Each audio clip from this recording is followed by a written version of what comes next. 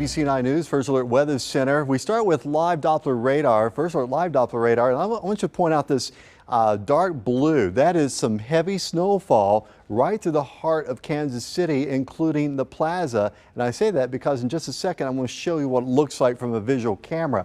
But that's not all. If you look farther west, there's quite a bit of snowfall left. This is what we call the wraparound back effect of this low pressure. It's going to continue to track eastward. That's why we're going to have several more hours of snowfall before it really boots out of here. And those snow totals are starting to add up. There's your shot of the plaza. Now, I've shown this every hour all this afternoon and late morning hours for the past several hours, and this is the worst I've seen it. Look at the snow coming down. The wind speeds are at least 35 miles an hour. That's wind gusts, and this is what we talk about blizzard conditions, okay? It cuts down the visibility. You can't even see more than a block away, where we were seeing a lot farther just last hour. All right, 15 degrees right now, our dew point at 11 degrees, relative humidity at 83%, wind speeds at 22 miles an hour, gusting at 36.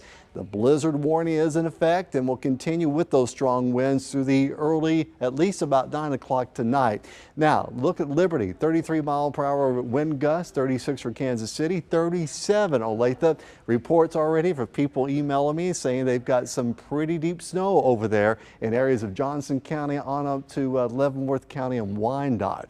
All right, so it's starting to add up. Power outages, we're seeing it now. Look in the green down towards Garnett on the Kansas side. But yeah, I'm not surprised by this, and we'll see more of the power outages as those winds are strong and that freezing rain on those power lines and so forth are slowly beginning to snap. All right, as for totals, by late tonight through tomorrow morning, when it's all moved out, we still think anywhere from 8 to 12 for Kansas City northward, like Liberty, Leavenworth, Cameron, maybe up to 10 to 14 inches. Those of you south where you had a longer period of freezing rain before it changed over to snow, your numbers are going to be a little smaller, but still up to 6 inches for Belton, 3 to 6 for Warrensburg, Payola about 2 to 4. Chief Meteorologist Brian Busby is here. We're already working on some more data and looking at that and getting things ready for the 5 o'clock news. Be sure to join us for another update next hour, and then of course join us at 5 p.m. right here for KMBC 9 News. Now back to regular programming.